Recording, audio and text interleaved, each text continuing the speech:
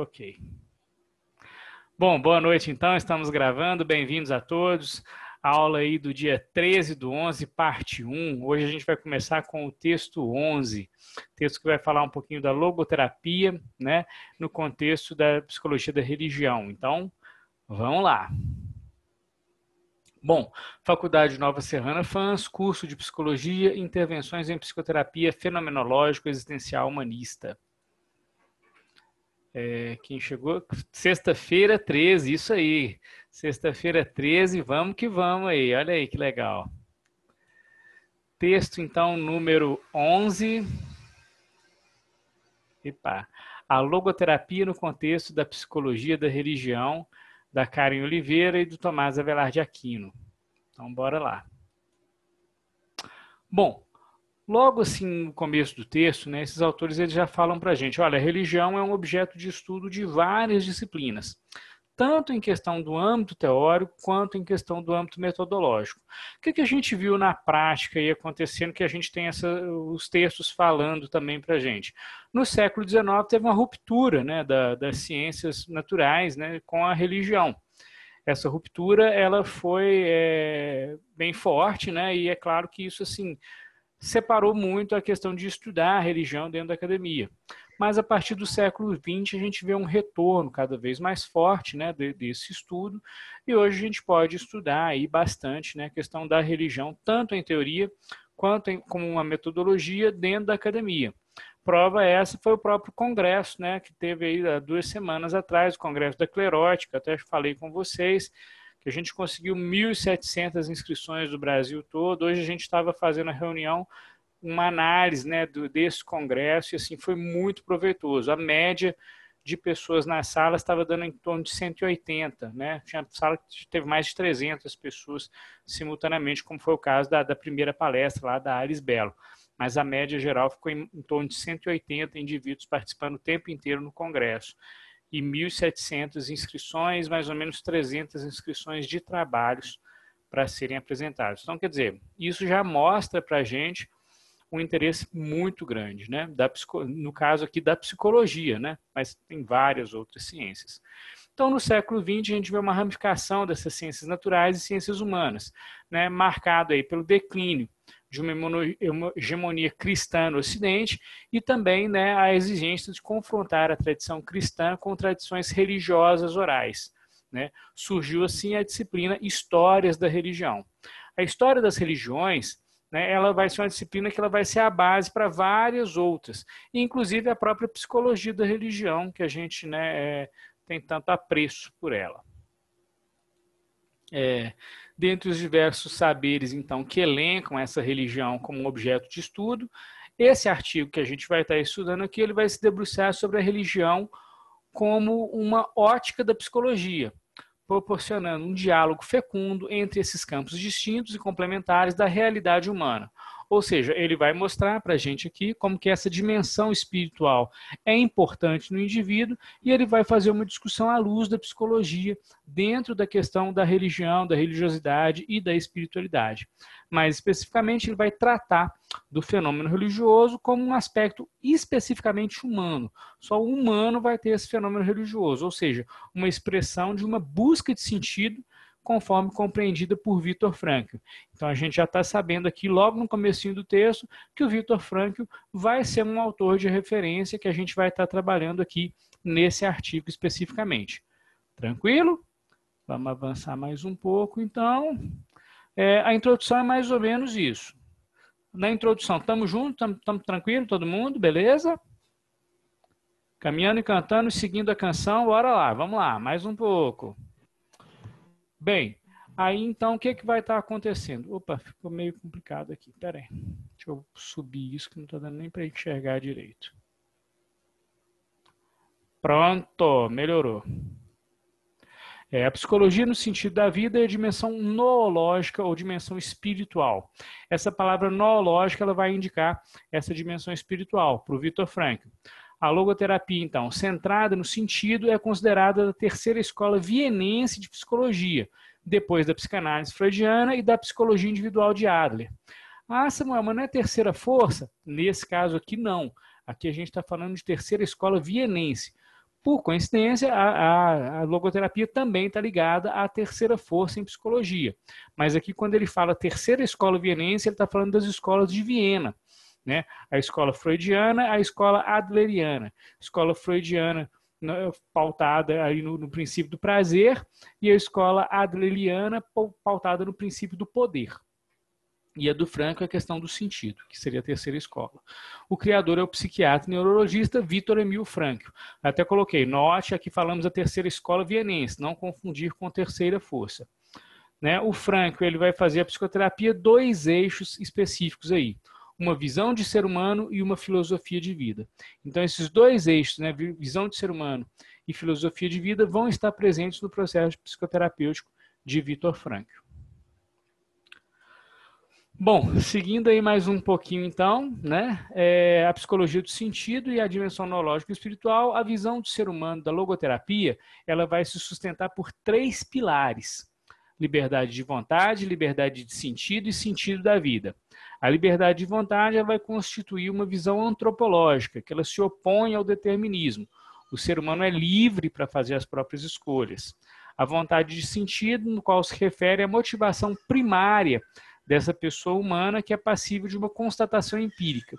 Não deve ser guiado pelo princípio do prazer ou do poder, das 2 outras escolas vienenses que a gente falou aqui agora.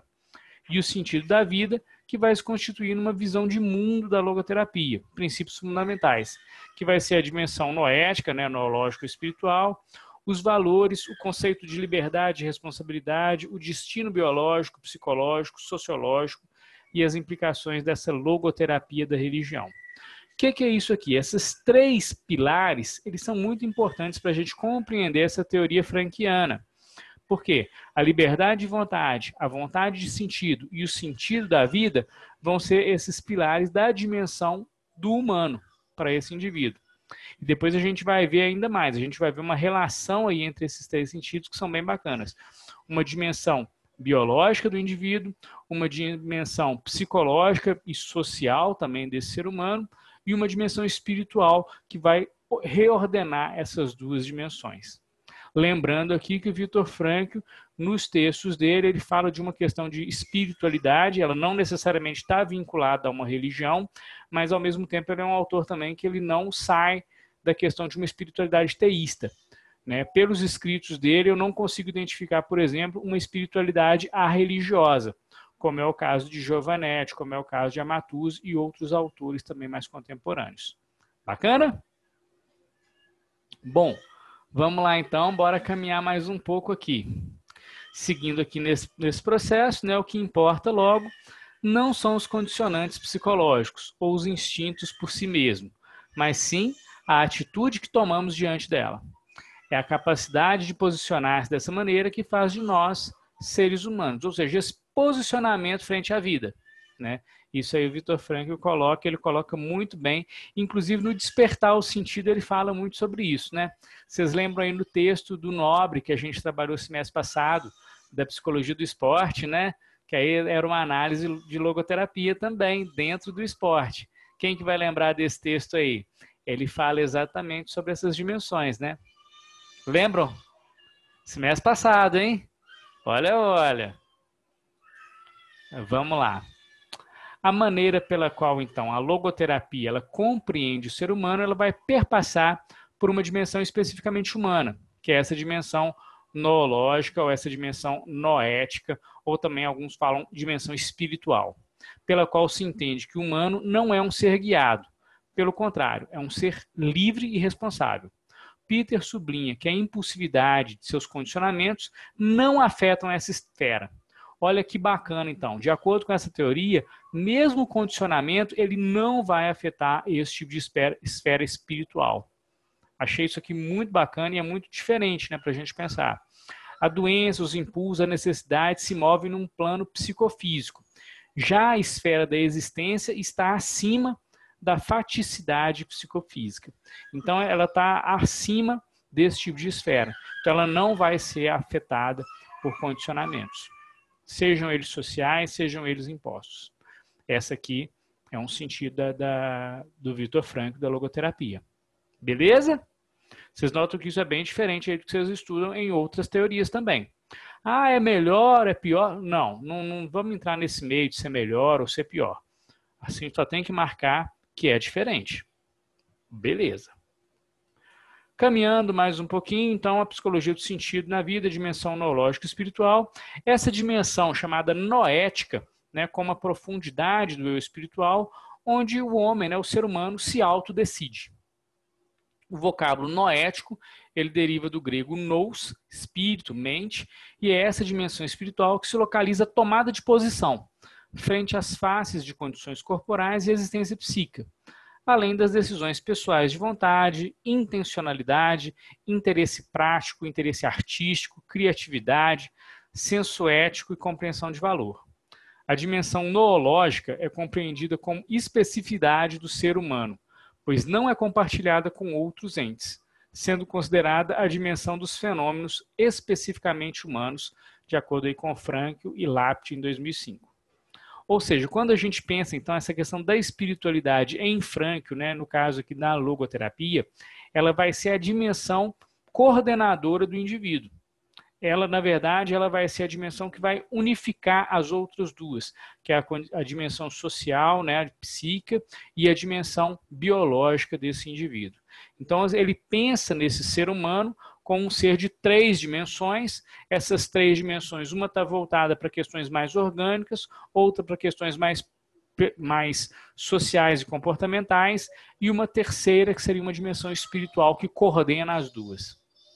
Olha só, uma metáfora bem interessante de indivíduo, né, de noção de ser humano. Bom, caminhando aí então, Aquino vai afirmar que o ser humano ele vai ser uma unidade na multiplicidade e a dimensão noética, né, noológica ou espiritual, seria um núcleo integrador desse ser humano, como a gente acabou de falar. A ontologia dimensional, então, do Viktor Frankl vai admitir o homem como um ser tridimensional, ou seja, a totalidade é representada pela dimensão somática, aspirações, sensações, fenômenos corporais, estrutura fisiológica vital, que eu chamei aqui de dimensão mais orgânica, né? A dimensão psíquica, que vão ser as disposições, aspirações, sensações, impulsos, desejos, comportamentos adquiridos e costumes sociais, uma dimensão psíquica e social, e a outra, né, a dimensão espiritual ou noética ou noológica, localizada para tomada de posição livre frente às condições corporais e psíquicas dessa existência humana, ou seja, não influenciada por essas dimensões, e sim aí por um conceito existencial do indivíduo. Para isso, então, Lucas, no mérito da logoterapia, foi ter integrado essa terceira dimensão, que ela era negada nas teorias anteriores. As teorias anteriores elas não falavam de uma dimensão espiritual no ser humano, né? Então, o mérito da logoterapia foi esse, de integrar essa terceira dimensão do ser humano na psicoterapia, uma vez que antes do Frankl, a psicologia era uma psicologia, eles até brincam aqui, né? Sem espírito, não tinha espírito na psicologia. E a partir aí do Frankl, a gente vai poder pensar nesse espírito. Tendo em conta, então, a visão de ser humano, né, da logoterapia, perguntas: qual a relação entre essa teoria fenomenológica existencial e a psicologia da religião? Então, aqui a gente vai começar a análise que ele se propôs logo no começo do texto, depois a gente falar um pouquinho dessas conceituações até hoje. Até agora, né? Pelo amor de Deus, Samuel. Gente, eu estou tentando ir um pouquinho, né, tranquilo, mais rápido um pouco, mas também eu queria parar aqui nesse momento que a gente vai começar a fazer as relações para ver se dos conceitos ficaram algumas dúvidas. Se ficaram algumas dúvidas, eu acho que é melhor a gente parar, dar uma balizada nelas para depois seguir da questão das considerações, né, das relações que ele vai utilizar agora, que vai ser a partir de agora. Ficou alguma questão conceitual que não está clara, que é melhor a gente voltar, ou podemos seguir?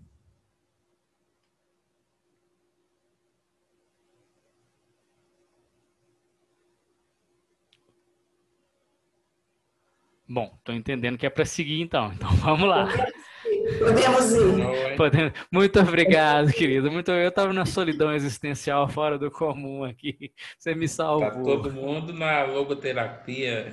Não é? Tá todo mundo na caloterapia aí, né? Caladinho. Cara, é uma sensação muito A ruim, viu? dimensão espiritual. A dimensão da solitude, né? Eu tô todo Laura Pausini aqui, né, cara? La solitude. Bom, vamos lá, tá gravando, então não posso empolgar, não. Deixa eu voltar aqui. Bom, vamos lá. A psicologia, então, da religião, agora especificamente essa área tão interessante aí da psicologia. Segundo Rock, a psicologia da religião ela vai se dedicar à relação entre indivíduo e religião, partindo da constatação que a religião ela tem um lugar na experiência individual dos seres humanos, né? A psicologia da religião, então, ela vai reconhecer que a religiosidade é idiosincrática, ela é própria da pessoa, idiosincrática é o que é próprio do indivíduo, e a religião é polissêmica, e cada uma de suas formas e manifestações.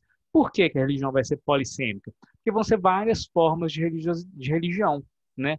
Vários cultos, vários credos. A religião ela é institucionalizada, ela é uma sequência de dogmas, ela é uma sequência de preceitos que as pessoas elas escolhem seguir a determinada religião ou não. Mas ele vê a religiosidade, né, que é a relação com o transcendente, ele vê ela como própria de uma pessoa, né, individual ali, bem própria. Eu digo mais, eu digo que ainda existe uma espiritualidade que está além disso, que a espiritualidade aí vai ser essa relação com o mundo, e essa relação com o mundo ela vai estar marcada aí não necessariamente com a presença de um Deus teísta, né? A gente pode pensar numa espiritualidade arreligiosa, uma religiosidade que não depende de um ser supramundano para estar existindo. Então a espiritualidade ela vai englobar, inclusive, nesse sentido, os sem religião e os ateus, né? Eles podem ter uma espiritualidade muito bem desenvolvida nesse sentido, uma espiritualidade arreligiosa. É um tema bem bacana. Bem subjetivo, né, Samuel? Sim, e um tema bem novo também, né? Um tema bem novo. Quem, assim, é um cara que estuda muito isso é o Flávio Senra Ribeiro, o Mariá Corbi, né? Eles são autores que estudam os sem religião. O próprio Marcel Gauchet, da França, né?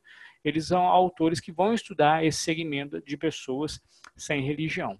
E o Samuel Fazendeiro também, né? Que é um estudioso dos sem religião também. Só que o Samuel ainda está filhote ainda, né? Os meninos aí já estão bem mais avançados, né, no estudo. Ô Samuel, eu ainda não consigo entender se quando a gente faz essa configuração assim do ateu, né, que não... O ateu, na verdade, ele não vai ter uma concepção de um Deus teísta, né? Um Deus supramundano. Ele vai ter uma concepção, sim, de uma questão que ele não chama de Deus, né? O Franco até nega isso, né? Ele fala, não é Deus, sim, ele está falando com a consciência dele, mas é Deus ali. Mas o indivíduo que não tem uma religião, um ateu, ele não vai estar preocupado com isso, né? Se existe ou não um Deus, na verdade, ele nem vai ficar levantando essa bandeira de que não existe. Acho que as pessoas levantam muito mais que o próprio ateu. Mas a questão de uma espiritualidade arreligiosa, ela não vai implicar na existência desse ser. E como é que ela vai funcionar? A espiritualidade ela vai ter uma relação com o outro. Ela vai ter uma relação com os outros indivíduos, uma relação com o mundo também. E aí, nesse sentido, independente de existir um Deus ou não, ela vai estar permeada por uma certa ética. Legal? Mais ou menos, deu para mim. Não, mas assim, são concepções, né? São concepções, assim, que eu acho muito válido, porque quando a gente começa a discutir esse tipo de coisa, a gente também descaracteriza uma visão, né? Uma visão antiga, né? Do indivíduo que não exercia qualquer tipo de religião, se é um cara, né, sei lá, do mal, ou um cara sem ética, um cara sem moral, ou uma coisa nesse sentido. E não é bem essa a ideia, né?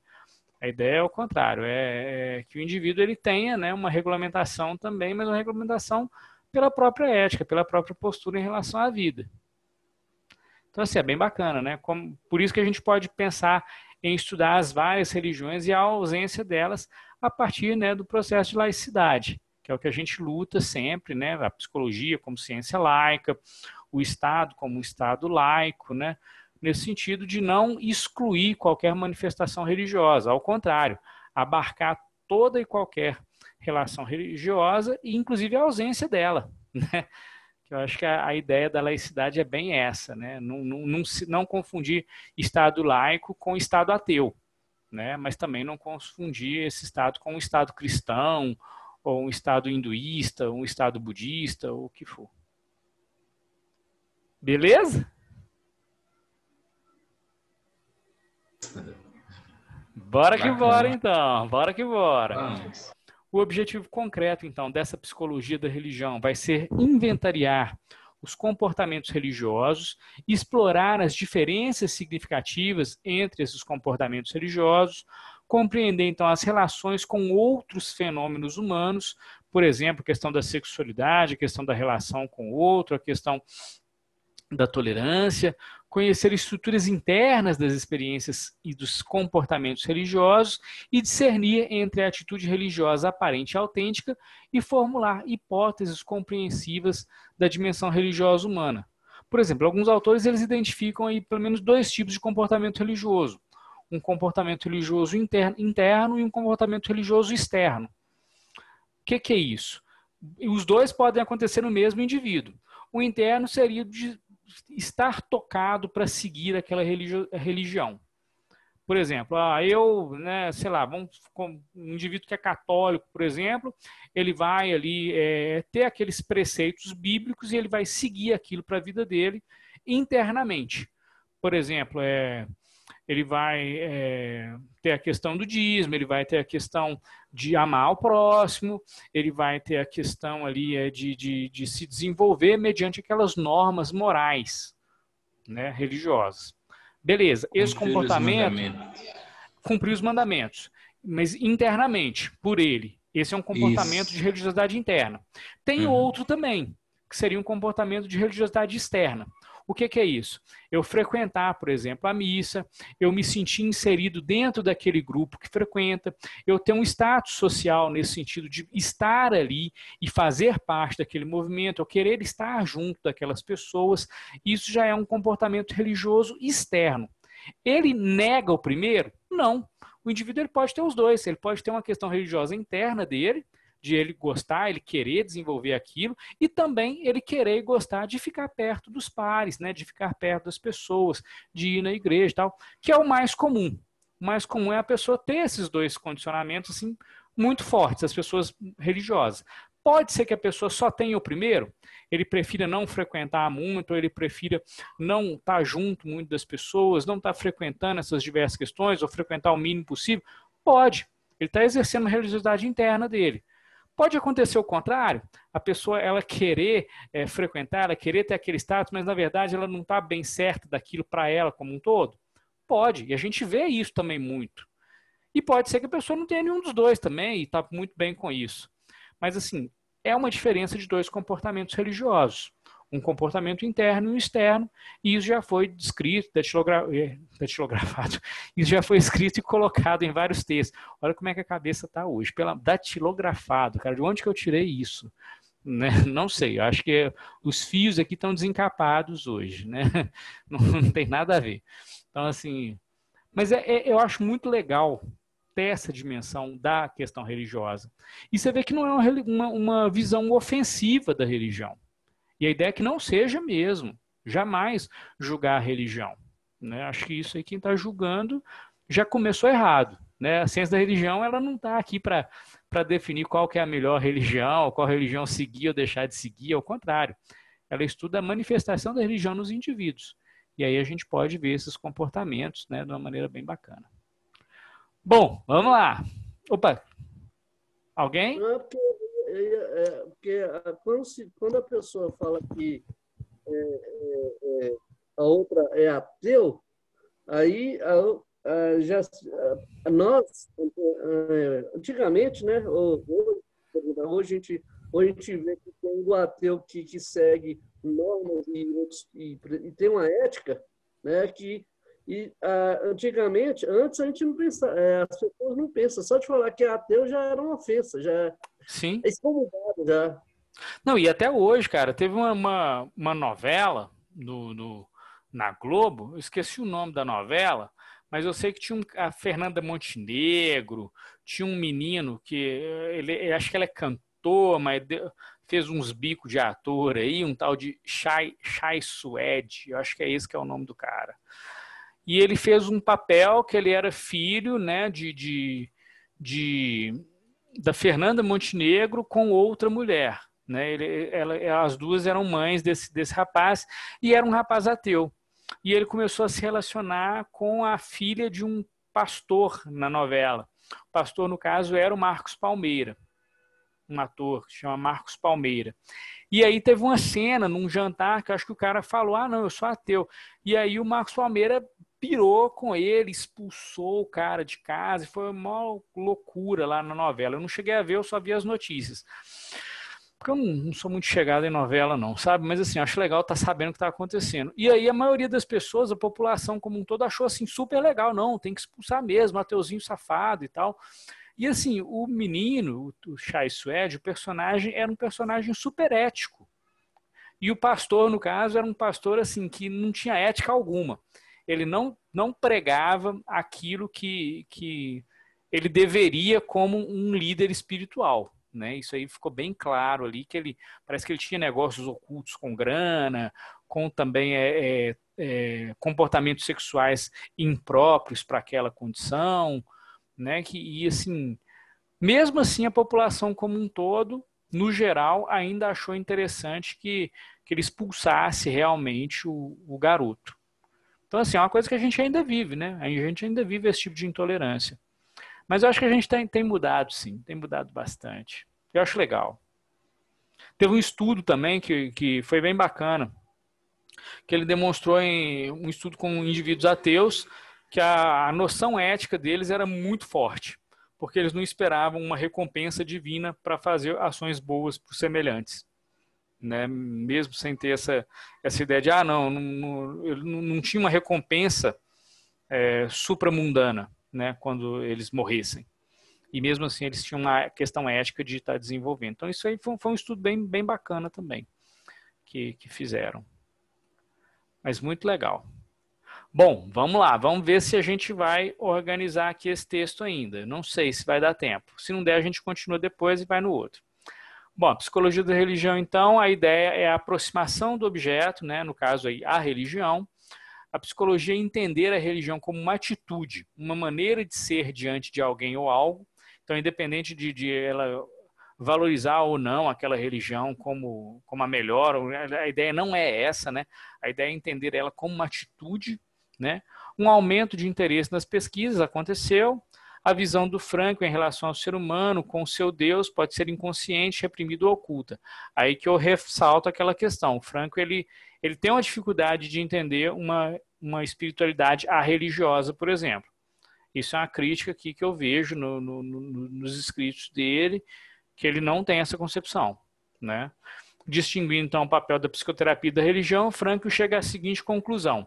Enquanto a primeira, né, a religião, a psicoterapia, tem a finalidade de curar as almas, a segunda tem por dever salvar as almas. Eu achei essa frase fora de série, achei ela muito linda. Particularmente foi uma das que eu mais gostei durante o texto, né? Quando ele faz essa relação entre psicoterapia e religião. E achei bem assertiva também, né? Bem interessante. Aí.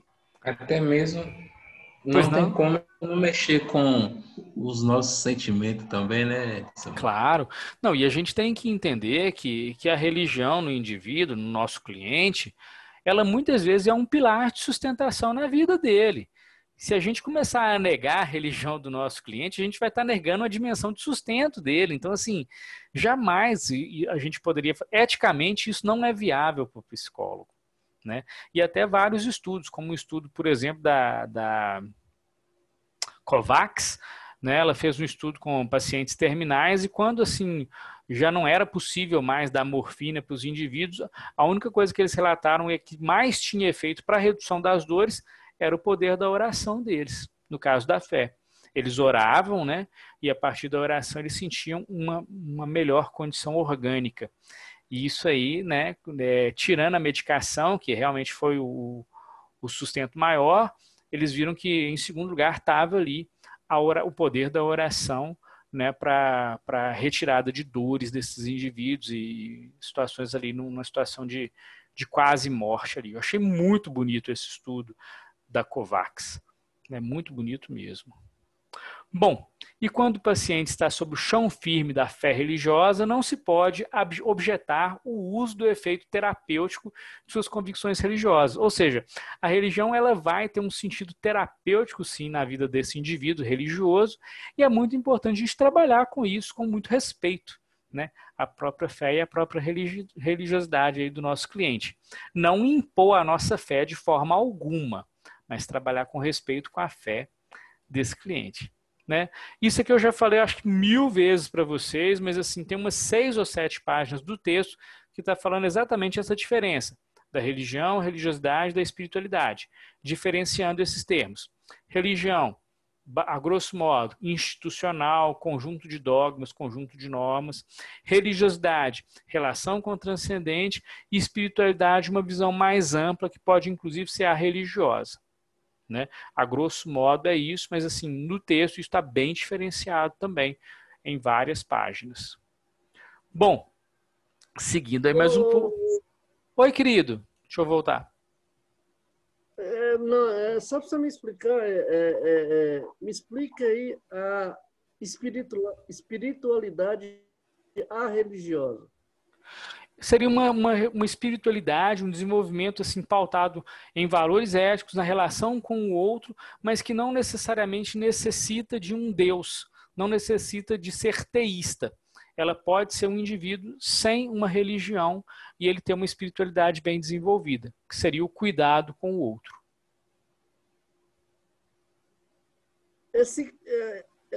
Por exemplo, por que esse cuidado com o outro, o porquê da definição em espiritualidade? Onde que entra aí? Que ela vai como dimensão integradora do indivíduo, né? Ela vai perpassar da condição psicofísica para uma condição fora do organismo. E aí ela vai ser uma dimensão de alma, né? De espírito nesse sentido. Tá bom. Certo. Ô Samuel. Pois não, querida? Pegando o gancho aí no Luiz, porque ele não entendeu também não. Você tem um exemplo disso aí? Só para fechar isso, é porque eu nunca vi falar isso também. Um ateu, por exemplo, um indivíduo sem uma religião formal, por exemplo, ele pode ter uma ética, né, em relação aos outros indivíduos, em relação à Constituição, que não necessita desse ser supramundano para regular. Mas só a ética, só o sentimento. Acho que principalmente a questão ética, né? Porque é a questão de como ele se relaciona com o outro, como ele se relaciona com esse mundo, principalmente. Samuel, ele não tem um ser simbólico? Não tem um ser simbólico, não tem um ser supramundano. Mas e como quer dizer que ele vê o espírito igual sei lá como é que fala, essa energia ou isso de ser fora do corpo, na alma, e não tem ligado a nada. É isso? Não, seria a questão da relação com o outro, a relação com os outros indivíduos, a relação com a natureza, a relação com as questões mundanas mesmo, né? Porque aí ele não vai poder falar de um período supramundano, porque muitas vezes ele não vai acreditar nesse supramundano, né? Aí ele vai acreditar na finitude de existência, mas essa finitude marcada aí pelo relacionamento, né, com o outro. Ô Samuel, necessariamente, quem tem uma espiritualidade forte, ele tem um bom relacionamento com o outro, com a natureza, com aquilo, com a criação, geral, é isso? Também, né? Quando, por exemplo, no catolicismo, quando você fala de uma relação com a natureza com o outro, você fala, Deus criou a natureza, Deus criou o mundo, e você tem uma relação com essa